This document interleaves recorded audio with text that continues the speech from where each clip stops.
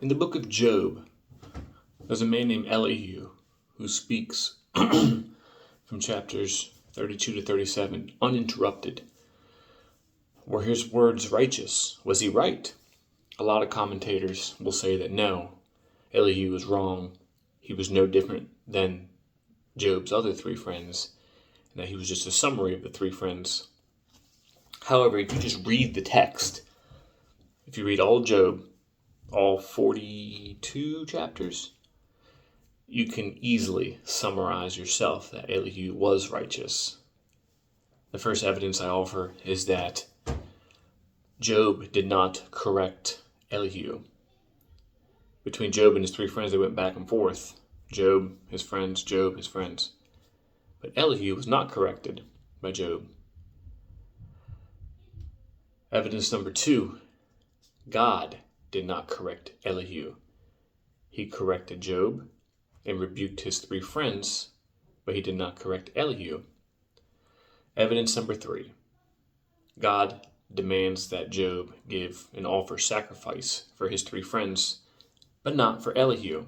Do you find that a coincidence, or just, hey, the Bible doesn't say Elihu was righteous, we'll just assume he was like those other friends? Just read the text. Elihu's words are righteous. This clearly, just by reading it, you can see he doesn't have to. Why would he not have to offer a sacrifice for Elihu if Elihu's words were unrighteous? Why is he just skipped? Another thing, this is what I want to get to. The words of Elihu are sometimes very similar to God. Here's some words from Elihu. Job 33, verse 5. If thou canst answer me, set thy words in order before me. Stand up. Chapter 33, verse 32.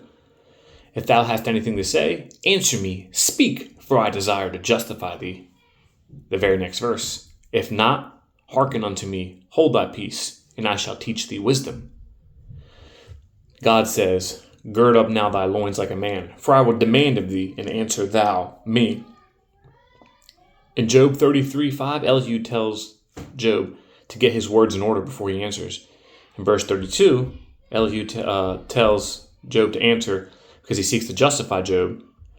And also in verse 33, Elihu tells Job to listen to him, be quiet, so that he may teach Job wisdom. When God speaks in verse 33, he's demanding that Job answer. They are similar, but God's words are more commanding, surely. One of the most convincing ones is this. Job 34, verse 35. Job hath spoken without knowledge, and his words were without wisdom. Chapter 35, verse 16. Elihu says again, therefore doth Job open his mouth in vain, he multiplieth his words without knowledge. God's words. Job 38, verse 2. Who is this that darkeneth counsel by words without knowledge? Do you find it a coincidence that Elihu's words are almost exact? They're almost the exact same as God's. Elihu says, Job hath spoken without knowledge. And then he says, he multiplieth his words without knowledge. And then God says, who is this that darkeneth counsel by words without knowledge? Is God restating what Elihu has said? It seems like it. The words of Elihu here are nearly identical to that of God in Job 38:2. Both Elihu and God state that Job has spoken words without knowledge. There is an implication that words without knowledge are also words without wisdom spoken. Here's another one. Chapter 32, verse 2. Then was kindled the wrath of Elihu, the son of Barachel, the Buzite of the kindred of Ram. Against Job was his wrath kindled, because he justified himself rather than God. Chapter 32, verse 2. And God says, shall he that contendeth with the Almighty instruct him? He that reproveth God? Let him answer. Wilt thou also disannul my judgment? Wilt thou condemn me, that thou mayest be righteous? Over here, Elihu's words claim that Job has justified himself rather than God. In Job 32, 2, when Elihu said, in quote, because he justified himself rather than God, God mocks Job by implying Job is attempting to correct him, instruct him, or condemn him, and dismiss God's judgment. God mocks Job's righteousness of Job's claim about God. Elihu's wrath was also kindled against Job's 3 friends, just as God's anger was kindled against Job's 3 friends. Also, Elihu's words in Job 36, 24 to 33, and Job 37. I don't have all the verses, but they're also similar to how God describes his attributes and his power.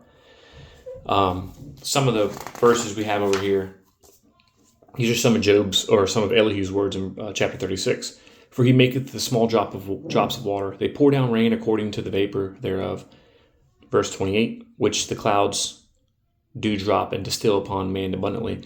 Also can any understand the spreadings of the clouds, or the noise of his tabernacle? Verse 29. 30, behold, he spreadeth his light upon it, and covereth the bottom of the sea. Job 37, this is still Elihu. He directeth it under the whole heaven, and his lightning unto the ends of the earth.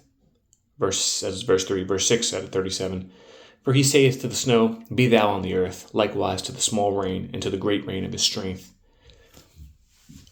Just like God, Elihu is describing God's attributes, some of the things he does, some of his powers. This is God's words, Job 38. When I made the cloud the garment thereof, and thick darkness a swaddling band for it. Where is the way where the light dwelleth? And as for darkness, where is the place? Who hath divided a water course for the overflowing of waters, or a way for the lightning of thunder thereof? Canst thou? That was verse 9, and then 19. Verse 34. Canst thou lift up thy voice to the clouds, that abundance of waters may cover thee? Canst thou send lightning, that they may go and say unto thee, here we are? Yeah, these words are different, but they're both describing some of God's attributes. Clouds, water, lightning. Do you find a coincidence that Elihu's words are similar to God when they're describing his attributes? I don't find a coincidence. Not at all. Elihu also claims to be filled with the Spirit of God. If he claimed to be filled with the Spirit of God and spoke words like that, but yet God did not correct him or have Job offer a sacrifice for him, do you think Elihu's words were unrighteous? One last thing. This is not related to Elihu, but related to the book of Job. Some people say that the book of Job is symbolic and Job wasn't real. But if you just look at, I think, Ezekiel 14:14 and maybe Ezekiel 14:21, I can't remember if it's 14:21 or something else, but it says that God says even these people would save themselves for their own righteousness, Daniel, Job, and Noah. I don't know if it's out of order or that exact verse, but it says Daniel, Job, and Noah twice. And Job is also mentioned in the book of James briefly. So we know Job was a real person. But you can't go with just what everybody says because it's tradition. Tradition can be good if it's right. Elihu's words were different from his 3 friends.